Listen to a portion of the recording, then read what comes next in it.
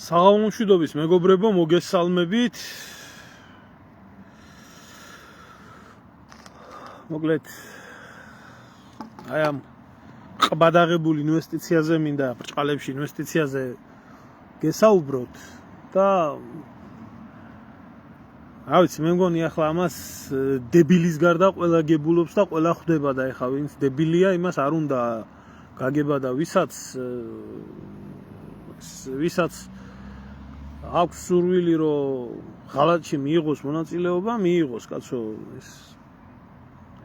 ესეთი დროება არის დღეს, რომ საერთოდ ღალატით ცხოვრობს ხალხი და ღალატი კაი საქმე გონიათ რა. მოკლედ სანამ დავიწყებდე ვიდეო ლაივს გუშინ ჩემს ვიდეო ლაივში მე ვახსენე, როდესაც მქონდა საუბარი აი ამ ვაჟბატონზე,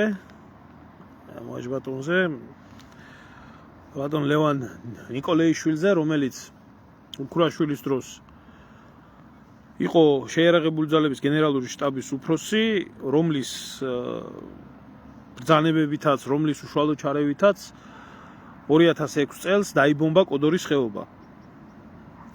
და რომელიც მოითხოვდა ქართული სოფლების მიწასთან გასწორებას, მე ვთქვი, რომ აი იმ კომისიიდან, რომელიც თუნდაც ფორმალობა იყო და ნამდვილად ფორმალობა იყო ის ყველაფერი, რაც ჩატარდა წულუკიანის კომისიაზე, უამრავი ფაქტი რეალურად იქნა ამოტივტივებული, მიუხედავად ყველაფრისა, როგორც ესენი არ ცდილობდნენ, იქ ხან ოქროაშვილზე მიწერას, ხან ამაზე, ხან ისეთი კითხვების დასმაზე, მაინც ამოტივტივდა ეს და ვისაც გაინტერესებთ, აი ნიკოლეიშვილი მონაწილეობდა თუ არა კოდორის ხეობის დაბომბვაში, დღეს რო ახალ პარტიას აკეთებს და პოლიტიკაში რო უნდა შესვლა, ჩამობრძანდით აი აქ ქვემოთ, ლინკზე მითითებული მაქვს, მოუძებნე ეს ჩანაწერი და მოусმინეთ პილოტების და კოდორის ხეობის მაცხოვრებლების მონაყოლს.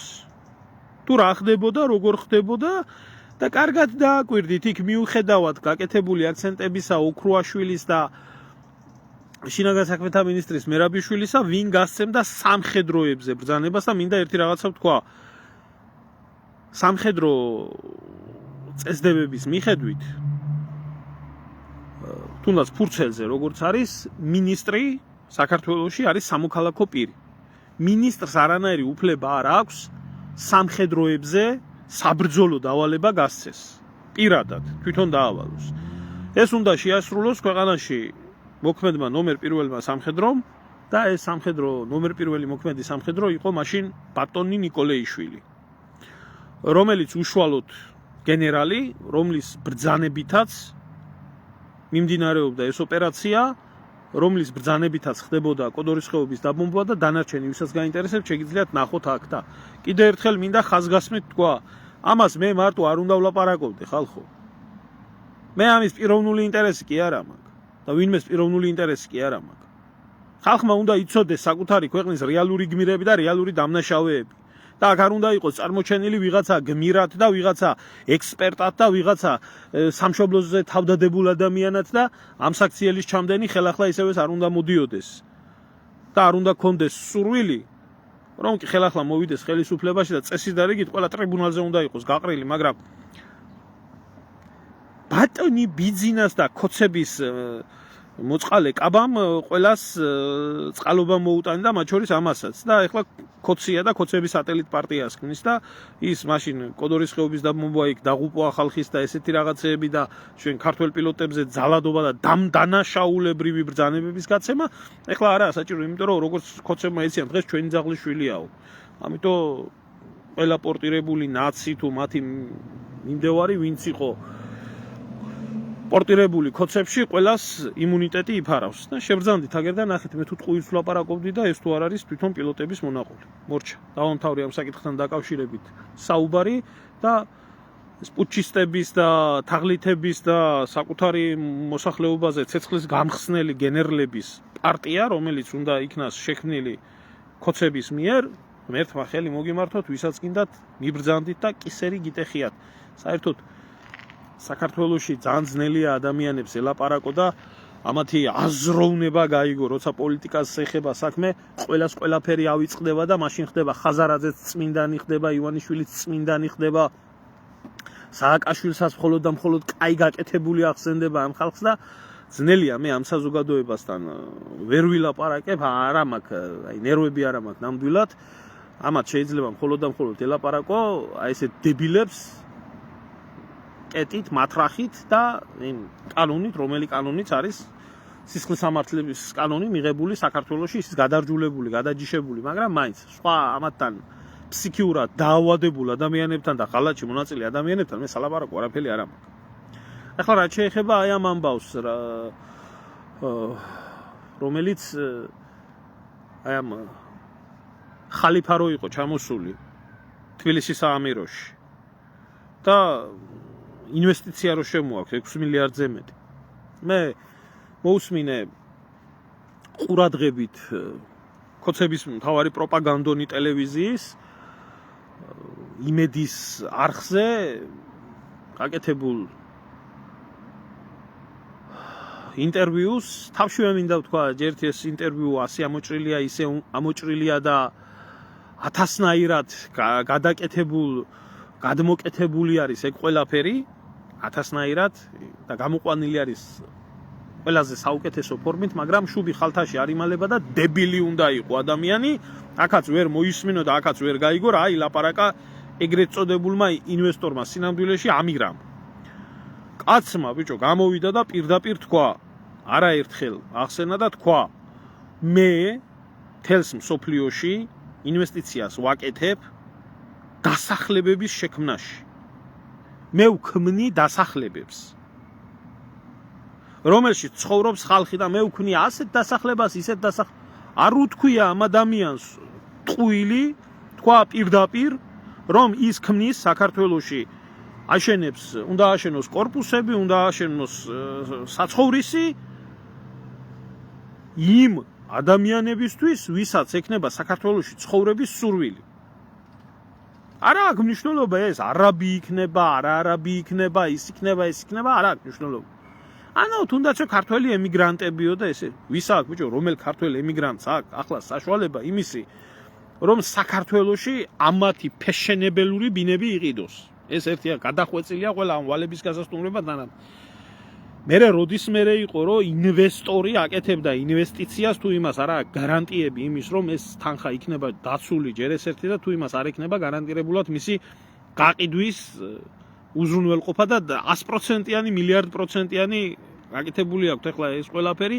არაბებს ნურავინ, ნუ ასწავლით ნურც ვაჭრობას, ნურც ბიზნესს და ნურც ნურაფელს. აბუ-დაბი საერთოდ გახდა არაბული სამყაროს და არა მარტო არაბული სამყაროს გლობალური სამხრეთის ცენტრი და ეს პატარა სახელმწიფო ვინც არ იცის რას წარმოადგენს ძალიან ცუდი ეს მისთვის რომ არ იცის გაუნათლებელი და უწიგნურია ეს არ არის ვიღაცა კეთილი ბიძიების ქვეყანა ეს არის ჩამოყალიბებული სივგონებიანი განათლებული თავისი ტრადიციებით აღზრდილი ხალხის ფულიანი ხალხის ქვეყანა, რომელსაც აქვს მთელი მსოფლიოს მასშტაბით ინტერესები. ეს ინტერესები არ უკავშირდება მარტო ნავთობს და გაზს, არაბებს რო ახსენებდა მარტო ნავთობი რო ახსენდებათ. ეს უკავშირდება უამრავ ინფრასტრუქტურულ პროექტებს, ეს განსაკუთრებით, აი ელემენტარულს გეტყვით ხალხო. აფრიკა, რომელიც არის, რა ვიცი, 2-3 ქვეყნის გარდა იქ ქვეყანა არის, რა ვიცი, მე-4, მე-5 დონის ქვეყანა არის და არის სოფლიო ქვეყნების ჭიდილის ასპარეზი, იქნება საფრანგეთი, ბრიტანეთი, შეერთებული შტატები, ჩინეთი, რუსეთი. ერთ-ერთი არის იქ ზუსტად ეს სახელმწიფო. მაგალითად, ელემენტარულად სომალილენდი, რომელიც არის სომალის სეპარატისტული რეგიონის როგორც საქართველოს არის აფხაზეთი, ეს არის თავიდან ბოლომდე ამათ კონტროლირებადი. როდესაც მთელმა მსოფლიომ ვერ მოაგვარა სომალელი მეკობრეების პრობლემა, არაბმა ემირატებმა ადგენენ და ჩადეს ფული სამხედრო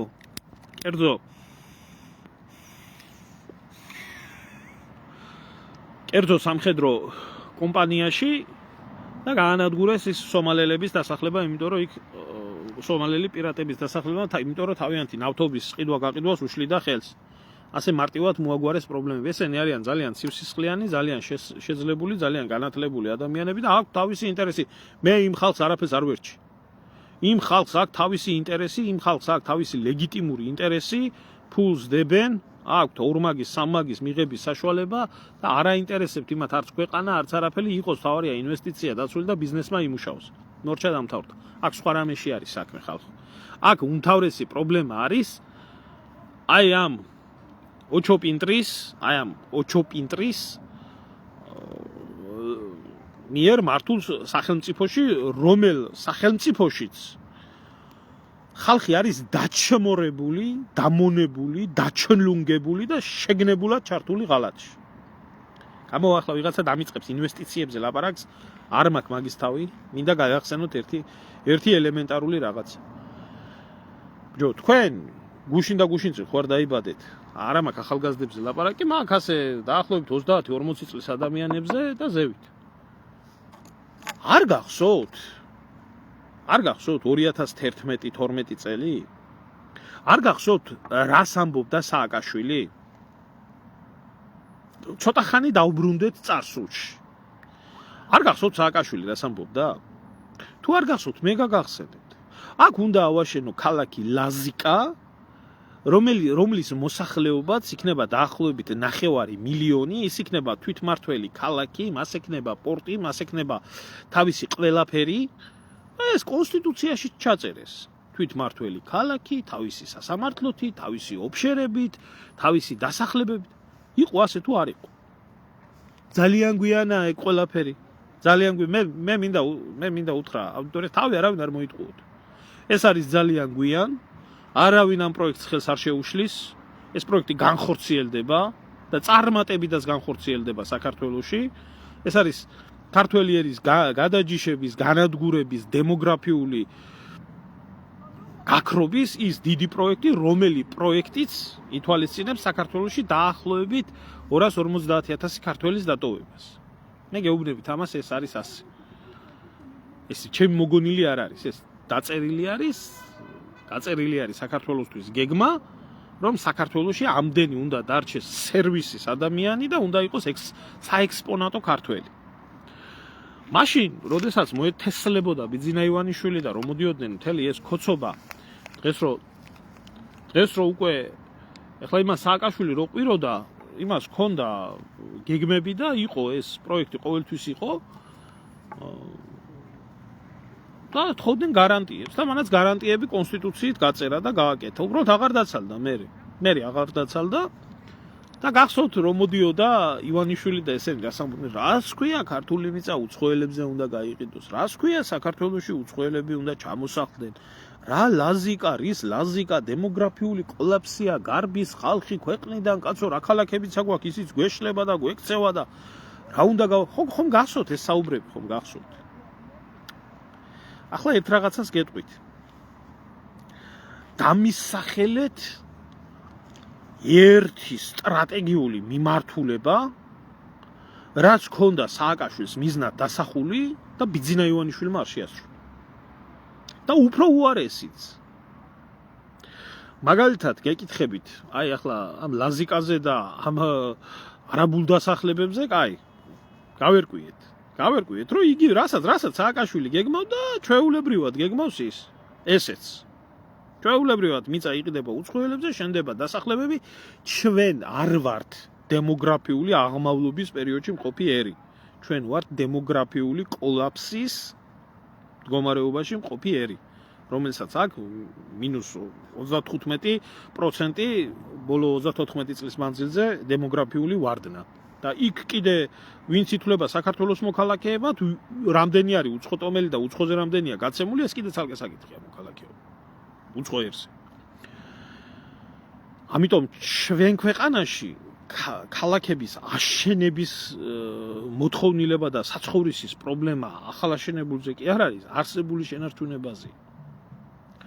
ამიტომ თუ ამ ქვეყანაში რაღაცა საცხოვრებელი აშენდება და საცხოვრებელი მასივები აშენდება, ეს უნდა აშენდეს ან იმ ადამიანებზე, ვინც თავის დროს გაიქცნენ ქვეყნიდან და უცხო ქვეყანაში არიან, ამდენი წლებია, ან უნდა აშენდეს ადამიანებზე, რომლებიც საქართველოში უნდა ჩამოვიდნენ და დასახლდნენ. არსებობდნენ ქვეყნები, არსებობდა ესეთი სიტუაცია, იგივე 60-იანი წლების მაგალითად შვედეთში იდგა მსგავსი დემოგრაფიული პრობლემები. ბოდიშით ერთ-ერთ კომენტარებს ვერ ვკითხულობ, თუ შეიძლება დავამთავრებ მე ბოლოსკენ ვეცდები გაგცეთ პასუხი. 60-იანი წლების შვედეთში არსებობდა დემოგრაფიული კოლაფსი და შვედეთმა გახსნა კარები და ის რომ მუშახელი ყოლოდა ქვეყანაში, ის რომ დემოგრაფიული ვარდნა შეეჩერებია ევროპიდან, აზიიდან, სამხრეთ აფრიკიდან და სხვადასხვა ქვეყნებიდან მოსახლეობის იმპორტი განახორციელა. იმიტომ რომ იმ ყანასაც გათოხნა უნდა, იმ ქარხანასაც ქანჩის დამჭერი ჭირდება, ასე შემდეგ და განახორციელა მოსახლეობის იმპორტი. იმიტომ რომ იმ ეკონომიკურ მოთხოვნებს, რომელი ეკონომიკური მოთხოვნებიც იდგა შვედური საზოგადოების წინაშე, იმ რაოდენობის მოსახლეობა ვერ პასუხობდა. ახლა ავიღოთ საქართველოს.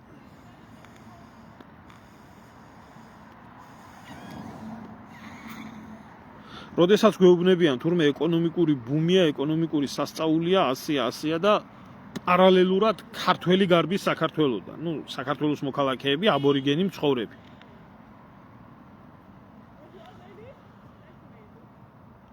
მაგ ქვეყანას ახლა არაბების ქართველები მუშახელის დეფიციტი გვაქვს საქართველოში. როდესაც ერის უმრავლესობა გადაყრილი არის, სხვაგან სამუშაოდ დეფიციტი არის საქართველოში მუშახელის და რა თქმა უნდა, ვიღაცამ ხო უნდა აშენოს ეს ყველაფერი. რა თქმა უნდა განხორციელდეს იმპორტი, ხო? ინდოეთიდან, პაკისტანიდან და ასე შემდეგ, სადაც ჭარბია მოსახლეობა. აღარც ამშენებელი იქნება ქართველი. არც ქართველისთვის შენდება ეგ ყველაფერი. არც ქართველი იცხოვრებს იქ. შეიქმნება კომპაქტური არაბული დასახლებები საქართველოში. მე გეუბნებით რაც იქნება. მე არ მიყვარს თავის მოტყუება. შეიქმნება კომპაქტური არაბული დასახლებები საქართველოში. ჩამოსახლდება ამდენი რჯულის ადამიანი. ჩამოიყვანენ. თქვენ გონიათ ვინმე რამეს ეტყვის? შეიქმნება როგორც იქ ყავთ კერძო დაქირავებული ჯარი, ვისი ხელითაც მოახდინეს სომალილენდის გაწმენდა და პირატების მოვლა, შექმნიან თავის დაცვაზე თუ გაქვთ ვინმეს პრეტენზიები თუ გაქვთ რომ ბახტრიონი და აჯანყება არ მოხდეს საქართველოში, შექმნიან კერძო დაცვის კომპანიებს, რომლებიც ისევე სიმრჯულის ხალხს დაიქირავებენ, მშვენივრად დაცულათაც იცხოვრებენ, კარგათაც იცხოვრებენ, საქართველო აღარ ერქმება. დარწმუნებული იყავით ამაში, ამასაც ალბათ გადაარქმევენ სახელს და დაერქმება თბილისის საამირო და გატყდება ქართველიერი წელში საბოლოოდ. და ეს ყველაფერი ვისი ბრალიაო ახლა იტყვიან რომ ივანიშვილი არის ადამიანი, სრულიად სტერილური ადამიანი, სრულიად დაცლილი ყოველგვარი ეროვნული გრძნობებიდან, ყოველგვარი ტრადიციებიდან, ამისთვის ყველაფერი არის ვაჭრობა, თავისი ფული, თავისი კეთილდღეობა, ჩვეულებრივი უღმერთო ინტერნაციონალია, რომელსაც თავარი აქვს უსაფრთხოება კონდეს თავისი ოჯახის და თავისი ბიზნესის, რითაც ბრწყინვალეთ არის მომჯდარი. მოღალატე ივანიშვილი ხარ, მოღალატები ხართ თქვენ. ყველა გამპრავებელი, ყველა ხალხი, რომლებიც აი ეს დედამოწყნული ხალხი, რომლებიც ყვიროდნენ და წიოდნენ, რომ ქართული მიწა არ უნდა გაიყიდოს და როდესაც იყო რომ აი რა ლაზიკა და რა არაბების ჩამოსახლება სააკაშვილის დროს. და როდესაც მოვიდა ივანიშვილის დრო და ეს დედამოწყნულები გამოსულები არიან, ნათლად ხედავენ, ყველა ხედავს. საქართველოს იცლება, საქართველოს ტერიტორიაზე ხდება არაბული დასახლებების გაჩენა, მიწაც იყიდება ჩვეულებრივად როგორც იყიდებოდა ყველაფერი და იძახის რომ ახლა ინვესტიცია შემოდის. ასეთი არიან 10,000-ობით საქართველოში. იმიტომ რომ თვითონაც იშოვიან რაღაცას ალბათ რა. აი ამ დედამოწყნული მასის ბრალი არის ის, რაც საქართველოს ელოდება. საქართველოს კარგი არაფერი არ ელოდება ამათ ხელში.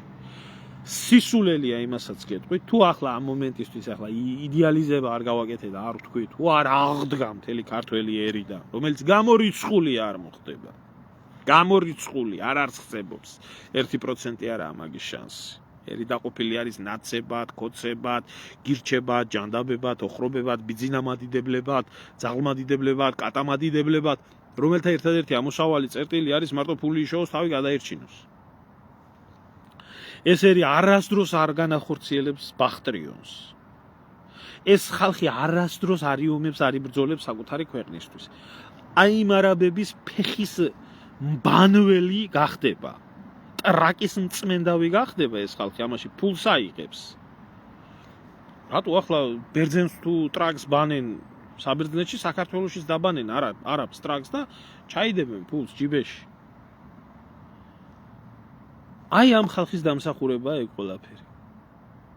ამათი დამოკიდებულება სამშობლოს მიმართ, ამათი დამოკიდებულება საკუთარი ღირსების, საკუთარი ერის მიმართ, ყველაფრის მიმართ, აი ამ შედეგს მოიტანს. არ არის ხალხო ეს არც ქარხანა არის, არც ფაბრიკა არის, არც სხვა რაიმე ობიექტი არის, რომელიც გათვლილი არის ქვეყანაში რაღაცის წარმოებისთვის. ეს არის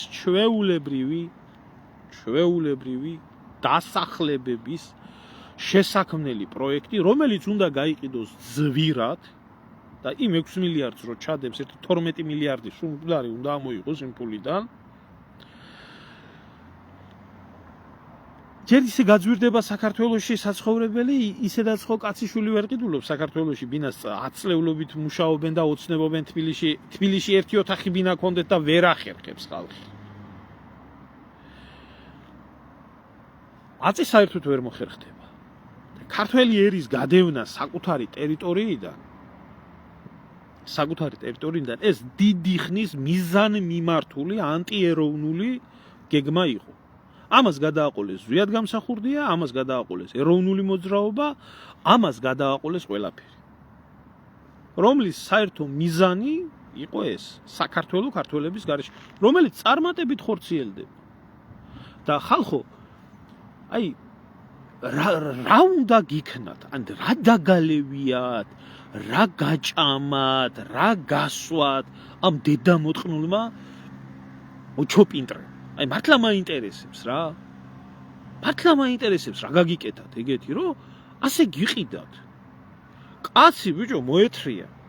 უძველესი ოქროს საბადო დაგინგრია. სულ ყველას დაგვინგრია.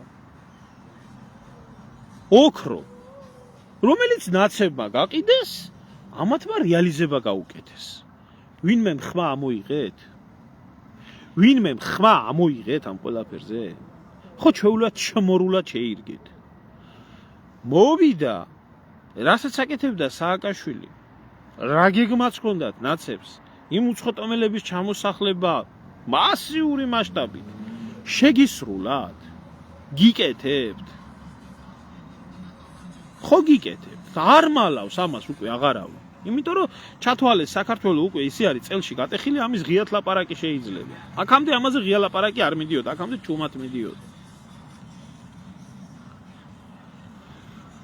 თუ რაიმე დაგპირდათ, უსამართლობა, უსინდისობა, ღალატი, რა ვიცი, ყველაფრის ამის აღკვეთა, ყველა ნაციონალი, ყველა უბედური, ყველა წეული, ყველა გარეთ არის გემრიელად დამსახურებულ პენსიაზე და გულაობენ და არ ჩაგაფურთხათ ყველა სულში. ვინმე მაგო პასუხი, ვინმე დაისაჯა. არ როიძახო და ქართველი დედებიო რომიდიანო უცხოეთშიო სამუშაოთო, ამის გამომწველავი დედა შევეცი. არ გითხრათ, წადითო ეგერო უცხოეთში და იმუშავეთო. უბრალოდ შეგპირდათ იმას, რომ წაგიყვანდათ უცხოეთში და დაგასაქმებდათ, მაგრამ ამაზეც მოიხსნა პასუხისმგებლობა. ის მარწყვის აკრებად რომ იყავდა გერმანიაში ქართველიერი, უცებ დამთავრდა ის პრობლემა. არანაირ პრობლემას არ წარმოადგენს ის გაუშვა ხალხი და იქ გადაყარეს, გადმოყარეს და ბიძინას რას თხოვთ, კაცო, ხო გაგიხსნათ უვიზო რეჟიმი და ხო გაგიშვა. ბიჭო, შეგისრულათ. კიდე რამდენი რამე შეგიძლია ჩამოვთვალო, რაც შეუსრულა ქართველებს. და აი ვერ ხვდები, აი რითი ხართ ბედნიერ, რადგანაც თქვენ ოჯახს, თქვენ ცოლს, თქვენ შვილს 1000 ლარი გაუხადა სახელმწიფო სამსახურში და გხმარობთ როგორც სახმარი არის, არჩევნები იქნება, მიტინგები იქნება, Facebook-ი იქნება, რამე იქნება და დარეული ხართ ერთმანეთს წვეტავთ ის ნაცია, ის კოცია, დაყო ერი და გადააშენა და გადააგვარა. ახლა გამოვა ვინმე და ელემენტარული ლოგიკური კითხვა გაუჩნდება, მე მეტყვიან რომ რატო ამბობო ამასო, იმიტომ რომ გამოდის რომ ყველა სალაპარაკო მე უნდა ვილაპარაკო თურმე. სადაა ეკლესია? სადაა? კაი, ეკლესიას ცოტა სხვა გაგება აქვს. სადაა ეს საპატრიარქო და წმინდა ეგრეთ წოდებული წმინდა სინოდი, მაგენი რო წმინდანები არიან ეყოფათ იქ. ეს რო 100 არ ყოფილიყო. ეს რო 100 არ ყოფილიყო. არაბები რო კონკრეტულად არაბებზე მათ ლაპარაკი. როდესაც განხორციელდა აბულკასიმის ლაშქრობა, ბუღათურქის ლაშქრობა, მურმანყრუს ლაშქრობა, ამას შეეწირა ჩვენი ერი. ამას ებრძოდა დავითი და კონსტანტინე. ამას ებრძოდა გობრონის გმირობა, მაგათი ჩადენილია. მაგათ წინააღმდეგაა ჩადენილი. ეს ანაკოფიაში ქართულ-აფხაზური ბრძოლა მაგათ გამომუხდა. და უამრავი სხვა ბევრი რამეები.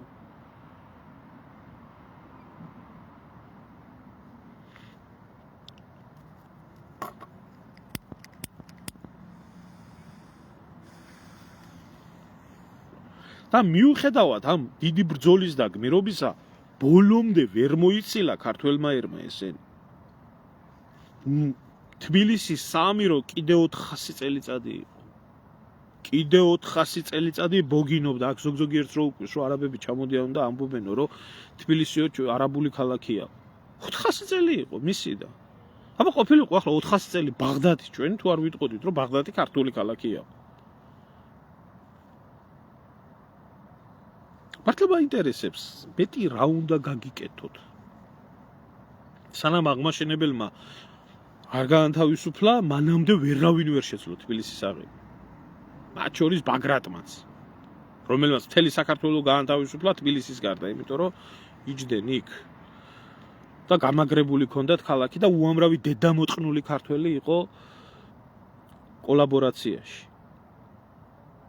და მერე ზოგ-ზოგიერთი იმას ამბობს, რომ დავით აღმაშენებელიო, რომ შევიდაო თბილისშიო და თბილისის საამიროო რო აიღო, ქართველებს მოექცაო განსაკუთრებული სისასტიკითო.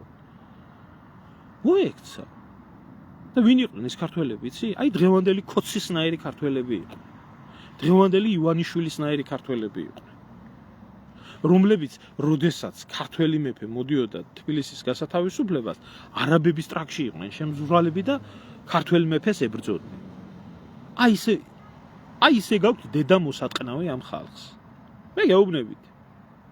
ვინც მიდიხართ და ყველაფერში ათეთრებთ თქვენ ივანიშვილს. და ყველაზე მეტი აი ცინიკური რა იყო, იცით ხალხო, ამას როდესაც უყურებდი. წინ ეჯდა მაგდა ნიკაშვილი. ერთ დროს პოლიტიკოსი, დიდი პოლიტიკოსი, მერე ჟურნალისტი, რომელიც ერთი პერიოდი გადაცემა გადიოდა რაღაცა, რომელშიც ამბობდა ქართველ ეროვნულად მოაზროვნე ხალხს, ლიბერალი ვარ, მოუბრუნდა და ქართველ ხალხს ეუბნებოდა, ვინც ასე აზროვნებდა, მთელი მსოფლიო მოსახლეობის შემცირებაზეო ფიქრობს და მუშაობსო და ესო ქართველების გამრავლებაო, ესო ეგოისტურათო არ მიგაჩნიათო, რატო უნდა გამრავლდესო ქართველიო, როცა მთელი მსოფლიო მოსახლეობის შემცირებაზე ლაპარაკობს.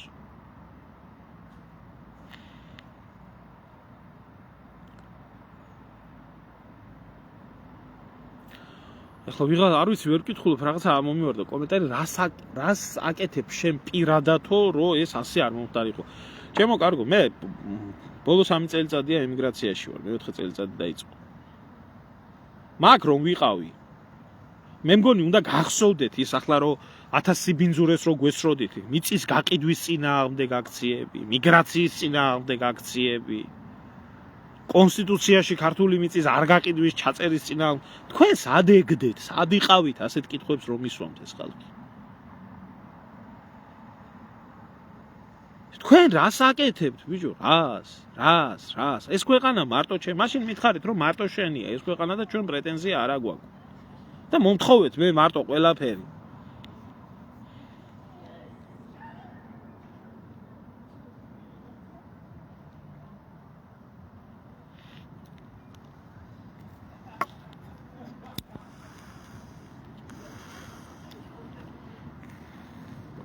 ხო და რას გეტყვით, იცით? აი, ისეთი დედამოწყლული ქართველები ვინც ახართ. როგორებსაც აღმაშენებელმა თავი წააჭრა თბილისის აღების დროს. სანამ თქვენ არ გაწყდებით ამ ქვეყანაში, მანამდე საქართველოს არაფერი არ ეშველა. მე მეტყვია რომ ამას როგორ ამკი ვამბობ. იმიტომ რომ როდესაც არის მონაზე და მონსტრზე საუბარი, მონაა ხალხი, ვინც ტრაქში უძრება ივანიშვილს. მონსტრი არის ივანიშვილი. ივანიშვილი რო განადგურდეს აზრი არ აქვს, იმიტომ რომ ეს მონა ხალხი ახალ ივანიშვილს შექმნის მონსტრს. მონსტრს და მონებს შორის უნდა განადგურდეს მონა, რომ ქვეყანაში აღარ შეიქმნას მონსტრი. გაიგეთ? ამას მე როდესაც ვამბობ, ეს არის დამტკიცებული დიდი ხანია და გაგებულია. გონიერი ადამიანებისთვის. მონებმა, რომლებმაც გუშინ მიშა იძახეს და წიოდნენ და მიშას გულისთვის თავს იჭრიდნენ, ახლა კოჰაბიტაციაში ბიძინას იძახიან. ბიძინას წიაღში აღმოსდილი ხალხი, რომლებიც გუშინ ღარიბას იძახოდნენ, გუშინ წინ გახარია მიხარიას იძახოდნენ, დღეს ბიძინას იძახიან და იმად გმობენ. აი ეს არის მონა. ეს უნდა განადგურდეს. ეს ცნობიერება უნდა განადგურდეს, ეს აზროვნება. ამათ ეხლა ფული ხალხი რომელიც გუშინ მიშას იძახოდა, დღეს ბიძინას იძახის, გუშინ გახარიას იძახოდა, გუშინ წინ იმას იძახოდა, რა ქვია და დღეს გმობს და აფურთხებს და ასე შვება და ისე შვება. აი ეს ხალხი. აი ეს ხალხი არის რეალურად ამ ქვეყნის პრობლემა. ეს არის ნაგავი, ეს არის დედამოწყნული ხალხი. რომლებიც თავის დროზე ზვიადის იძახოდნენ და მერე შევარდნაძის ტრაქში გარბოდნენ შესაძლებლად. და ძალიან ბევრია სამწუხაროდ. ძალიან ბევრია. მე მეტყვია რომ იგინები. არა, იქ არაბები რო ჩამოგისახლდებათ, თან იმას 13 დედმამიშვილი ყოლია. 13 დედმამიშვილი ყოლია. თქვენ ლეკვებივით რო გაგიმრავლდებათ, მაგ არაბები. აი მე ნახეთ, ჯერ ხო გუშინ მიწერდა ერთი კომენტარში რომ გამოვიდიო 40 ადამიანიო იდგაო გაჩერებაზეო, არც ერთი ქართველი იყო. ეხლა 80 იქნება პატარა ხანში, მაგრამ 100 იქნება და იქნებით მე საექსპონატო ერად შემორჩენილი.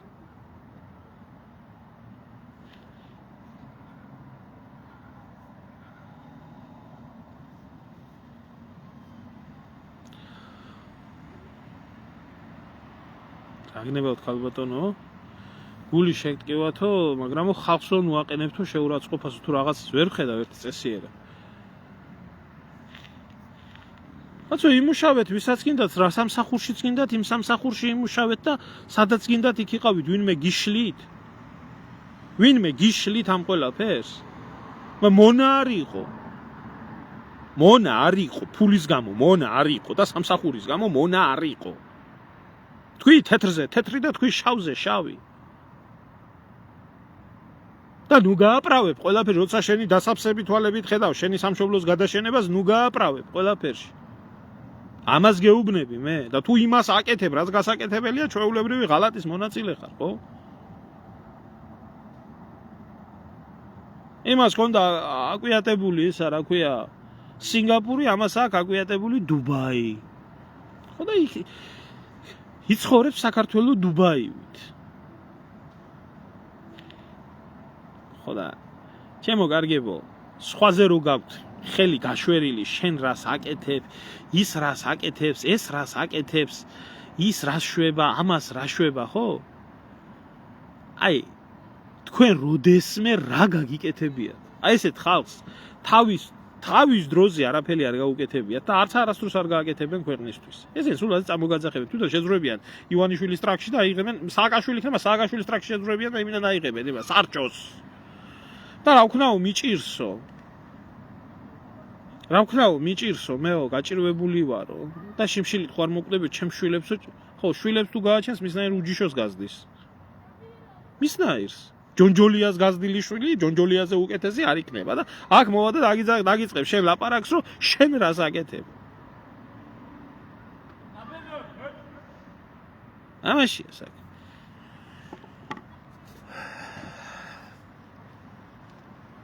მერე ნუ გაგიკვირდებათ რა. ნურც გინება, ნურ შეურაცხყოფა და ნურ სხვა რამე. თავით აღმაშენებელი ვით არმია მყავდეს, დედას მოგიტყნავდით ისე როგორც თბილისის აღების დროს კოლაბორაციონისტ ქართველებს დედა მოუტყნა. ზოგს ხარზე აგაცვამდით, ზოგს ჯვარზე გაგაკრავდით და ზოგს ადუღებულ კალას ჩაგასხამდით პირში. სამწუხაროდ არ ამყავს და არ შემიძლია რა. იმიტომ რომ თქვენ დაღუპულია ეს ქვეყანა და თქვენნაირების დაღუპულია ქვეყანა. თქვენნაირები ყველაფერს რო ეგუებიან ამ კატეგორია ხალხის და თქვენ ხართ ამ ქვეყნის მთავარი მოღალატეები. იმიტომ რომ თქვენი უჯიშო შთამომავლობა ამრავლოთ და კუჭი გამოიძღოთ. და არაფერი ადამიანური და არაფერი თქვენ თავში არა და სამწუხაროდ ძალიან ბევრია ასეთი ჩვენს ერში უნდა ვაღიაროთ. აგერ გუშინ კაცი საკუთარ მოსახლეობას ბომბავდა, ანადგურებდა, აფარჩაკებდა, დანაშაულებრივ ბრძანებას გაცემდა. დღეს გენერალი ქვია და პარტიას ქმნის და უნდა მოვიდეს. და არავინ ხმას არ იღებს. და მე მინდა გითხრათ თქვენ, ვისაც გეხებათ, ვისაც გბომბავდათ. ხმა მოიღეთ და განცხადება გააკეთეთ. მე არავის პიროვნული ინტერესი არ მაქვს. მე მაქვს სიმართლე უნდა ითქვას. თუ ჭამეთ თქვენი ყველეის, მაშინ აღიარეთ რომ ჭამეთ და იყავით იმის თანამონაწილე და ეს ნუ გამოგყავთ რა ეს ქალწულებრივი პატიოსნებით რომ თქვენ არაფერ შუაში არ ახართ. ისევე შუაში ხარ შენც ნიკოლეიშვილი და ისევე შუაში არის ის დედამოტყნული ივანიშვილი იმ სააკაშვილის რეჟიმის დროს როგორც ის სააკაშვილი. იმიტომ ის აძლევდა ფულს. ის ინახავდა. შენ ასრულებდი. შენაირები ასრულებდნენ. ქართველების წინააღმდეგ ქართველს რაკეტებით აბომბიებდი. და ითხოვდი ამ ყველაფერს.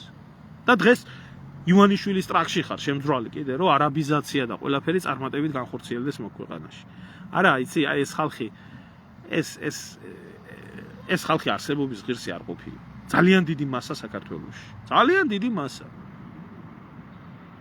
დიდი მასა და რაც ჭირს ამ ქვეყანას დამსახურებულად ჭირს. უფრო მეტის ღირსია. და არავინ მე ამ მასისთვის შესაწირად და თავის მოსაკლავად აღარ მემეტება. ადამიანი და მით უმეტეს ნორმალური და კარგი კი არა. აი, მანძუკია ძაღლი რო დარბის ქუჩაში, იგიც მეწოდება ესეთი მასისთვის თავის შესაწირად. ღმერთმა დაგლოცოს ბატონო ბიძინა, მიშა მოგვაშორე ომი არ არის. დანარჩენი დედა მოუტყანი ქვეყანას. გინდა არაბი ჩამოასახლე, გინდა ქოც გადაეფარე, გინდა მურუსიძე გააღმერთე, რაც გინდა ისქენი ბიძინა. შენ ხარ ჩვენი სულიერი მამა, ის ჩამოყალიბებული წოვია სირი რო ამბობდა, უცხოა თუ ვინც ხაროა ეს. ბიძინა არის ერის მამა და ბლოგერობაზე აქვს პრეტენზია და რამეზე აქვს პრეტენზია. აი ამის თქმა მინდოდა რა. არც ერთი სიტყვიდან უკან არ მივდივარ და არ წავალ არასდროს. იმიტომ რომ მე მიმაჩნია რომ ნორმალური ქართველი ამას არ უნდა იგუებოდეს და ასე არ უნდა ხდებოდეს ეგ ყველაფერი. არ გაბრძანდებოდი.